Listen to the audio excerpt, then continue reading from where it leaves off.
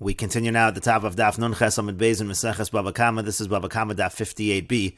On the previous Amud, the Gemara asked if an animal goes into a field in the normal fashion, that would be a situation of tchilaso b'pshia, but then instead of damaging the garden by eating the produce, instead the animal gives birth and causes damage through the amniotic fluid that goes into the garden. So is that considered a case of tchilaso b'pshia v'sofa ba'onis? And according to the one who says tchilaso b'pshia v'sofa ba'onis is pater, in this case the owner of the animal would be pater?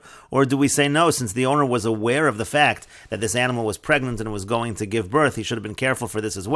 Ulistamure begava, and as Rashi says, ulistamure begava lihishamer ulizarba. The point is, he should have guarded it. He should have watched against this. And the Gemara says, the Gemara leaves this as a question. Again, we don't know if this is considered to be a classic case of tchilaso b'pshia v'sofa ba'ones or not. And the Gemara continues at the two dots. The Mishnah said, Keitzad mishalemes mashehizika v'chulu. How do we evaluate the payment when we're trying to figure out what the damage was? The question over here is if the animal eats some fruits within the field, are you paying for those exact fruits, or are you paying for the depreciation in the value of the field? And the Gemara says, Mino hanimili, the Gemara says, from where do we know? The Mishnah ends up saying that you pay for the depreciation of the value of the field. How do we know that? And the Gemara says, Amar Rav Masna says, Diamar Kratz, because the pasuk says, Ubir b'stei acher. It says again that the animal goes into another field, which is typically understood to mean that the damage happens in the rishus hanizik, in the property of the nizik, as opposed to rishus haravim. But we also learn the following. Melamid, this pasuk teaches us, Sheshamin al gav sadeh acher, that when we do the evaluation, we do it through the context of another field, meaning through the larger field. We take a look at the field at large and see how much was its depreciation. And the Gemara says, Hayu bir b'stei acher, this pasuk of ubir b'stei acher, mi boy leila fuke rishus haravim. Don't we already use that to exclude rishus haravim? Like we just said, ubir b'stei acher means that it's in the rishus of the nizik and not rishus haravim. And the Gemara says to that, Imkain, if that was all it was teaching us, lichtov rachmana ubir b'stei chavero, it could have said b'stei chavero, inami stei acher, or could have said stei acher without the beis. My b'stei acher, why is there a beis there and it says acher? That teaches us sheshamen al gav sada acher. It teaches us that we evaluate it in the context of the larger field. And the Gemara continues, Ve'ema kulei lahachi huda. So why don't we say the entire pasuk is just teaching us that it's al gav sada acher, and maybe it doesn't have anything to do with rishus haravim. Lafuke rishus haravim enolim. From where do we know to exclude rishus haravim? And the Gemara responds, Imkain, if that was the case, that all it was teaching us was the halach of al gav sada acher, lichtevei rachmana gabi tashlum, and then the pasuk could have written b'stei acher where it talks about payment. It could have written meitav sadeu meitav karmi yishalim b'stei acher. It could have written it in that fashion. We would have learned this halacha shesham and al gav sada acher. Lamalei dekasei rachmana gabi ubir. Why does it say b'stei acher by the pasuk that talks about the damage itself, where it says ubir shma min otardi? So from that you see both halachas. Again, you see to exclude rishus haravim, and you see that when you do the evaluation, you do it in the context of the larger field. And the Gemara continues, Hey Chishamin, and how exactly do we do this valuation?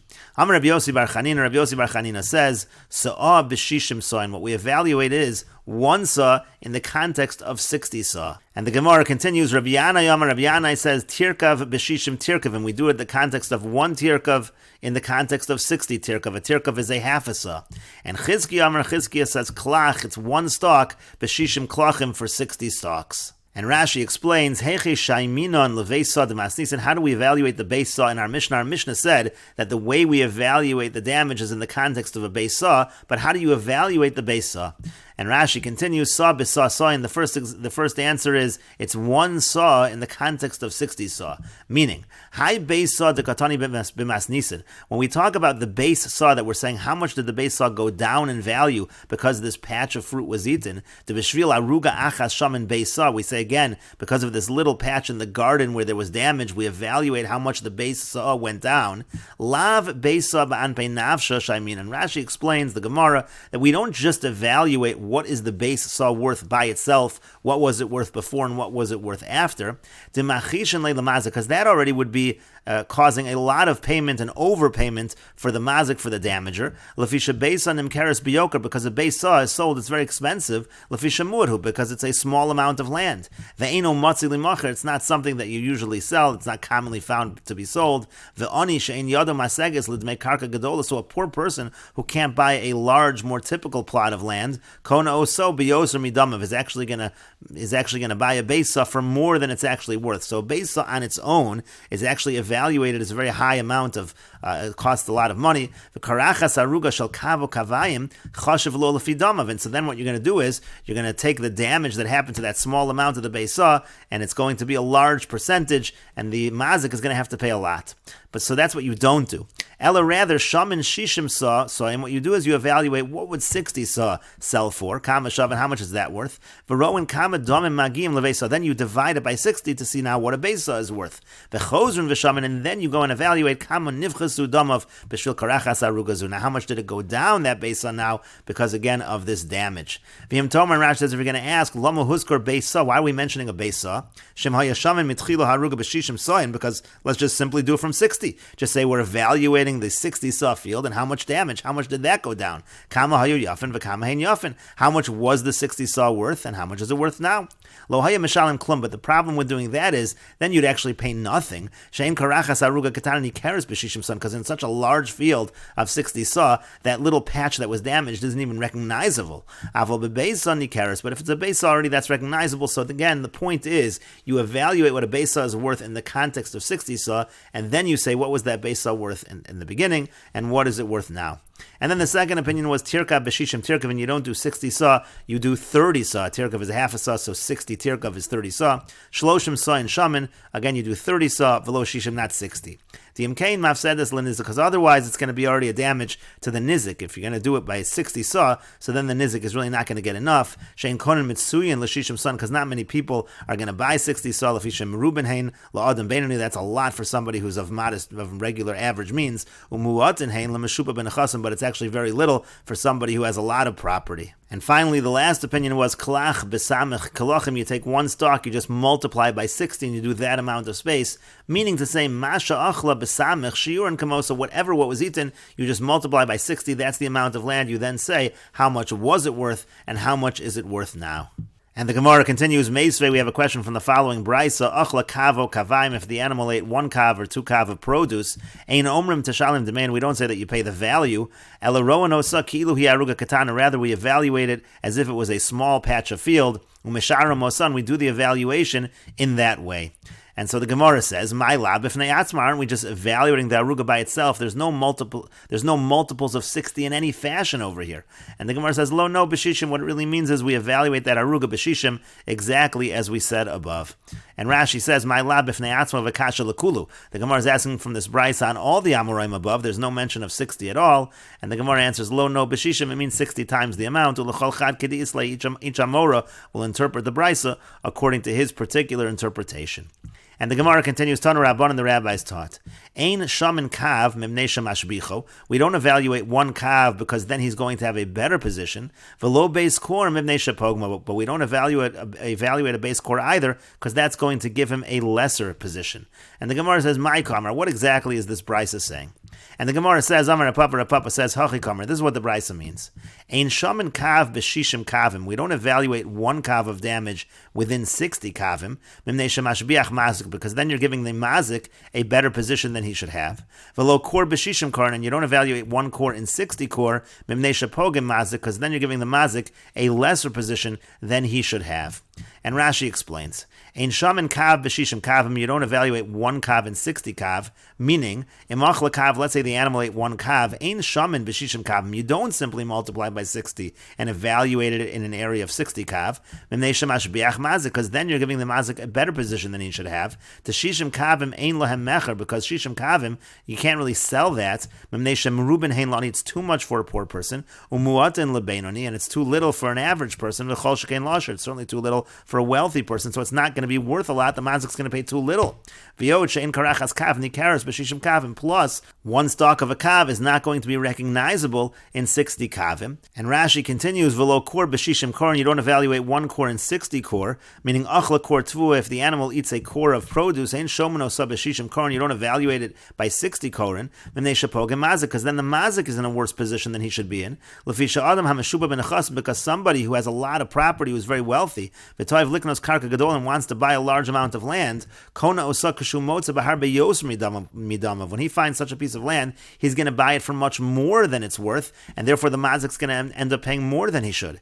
V'yod Karachas Kor Gadol Himod, and furthermore, that stalk of a kor is very large. Elakol Saw Shaman Beshishim. Rather, what we do is every saw of damage we evaluate in 60 times its amount, and that would be a fair valuation. But the Gemara continues, Maskif la Rav Huna bar Manoach. Rav Huna bar Manoach asks on this interpretation of Rav Papa, Hai velo beiskor. In the Brisa, the phrase was velo beiskor, velo kor mi boile. It actually should say velo kor, because again, Rav Papa's interpretation was velo kor b'shishim korim. So therefore, Rav Huna bar Manoach rejects Rav Papa's explanation. And so the Gemara says, Alama Rav Huna bar Manoach mishmei Rav Acha brei Ravika. Rather, Rav Huna bar Manoach says in the name of Rav Acha brei Ravika, Hachi katani. This is what the Brisa means to say. Ein shaman kav bifnei atzmo. You don't evaluate the kav by itself. Mimnei shemashbiach nizik, because then the nizik is going to gain more than he should.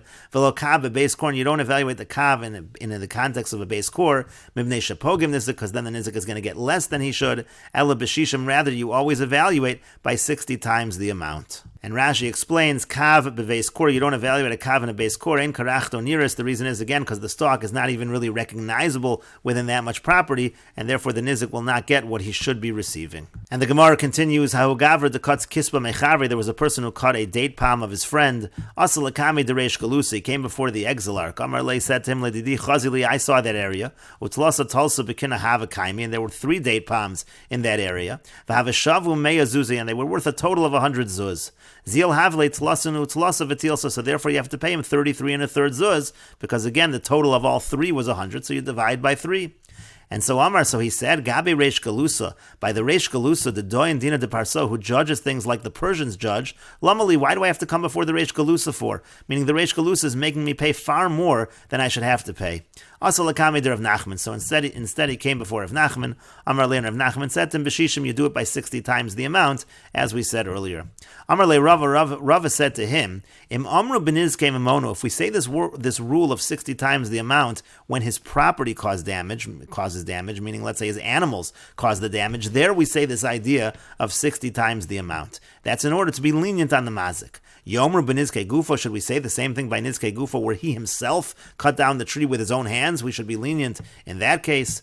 And the Gemara says, Amar le Abai le Rava. So then Abai said to Rava, Benizke gufo mai daitach. By nizke gufo, what's your thinking that you think we should be stricter by nizke gufo? Why do you think that? The Tanya, is it because it says in a brisa, Hamavkir karmo shel chavero smadar. If somebody destroys the vineyard of his friend, smadar means while the grapes are budding. Ro no so kama ha'isa yafa kodem lachein v'kama yafa la'achar mikan. We see how much was it worth before and how much was it worth after. V'ilu b'shishim lo katani, and it doesn't say anything about 60 times the amount. So that's your proof that when it comes to Nizke Gufa, we don't go by 60 times the amount. But says Abaya to Rava, Atu gave behemto nami. When it comes to his animal doing damage, also we have the same kind of language. Milo Tanya, didn't we learn in a brisa? Ki I gavna, the same exact kind of language. The Tanya, as we learned in a brisa, Katz monetia. Let's say a person, we're talking here about an animal rather. The animal cuts down, the animal damages an atia, a young tree. Rabbi Yossi says, Gozre gezeros should be Yerushalayim omrim. Those who make the decrees in Yerushalayim, they say natia bas shnas. If it was a young tree that's 1 year old, so shtei kesef, that's going to be 2 silver coins. Bas shtei shanim, and if it's a young tree that's 2 years old, so then our ba kesef, it's going to be 4 silver coins. And achle chaziz, let's say the animal eats chaziz. Chaziz is talking about grain that is not fully ripened, it's used for animal food. So in that case also, Rabbi Yossi Aglili says, Nidon b'mishuyar shabo. The way we figure out its value is we look at the remainder, as Rashi says, b'mishuyar shabo, roen es hanoser lefi mashatala, kol aruga ve'aruga b'mei hakatzer mashalim. We wait until the times of the harvest. We see the whole field grow out, see how much it's worth, and that's how we evaluate what this chaziz was worth, because it would have eventually grown, it would have eventually fully ripened. The Chachamim say, roen osakama hisayafa v'kama hiyafa, again the same kind of language. We see how much was it worth, and how much is it worth, as Rashi says, kama hisayafa akarkali mocher kishi ima shachas, what was the land worth with the shachas, and what is it worth now, and we will continue with this discussion in the next video on Daf Nun Tes Amud Aleph.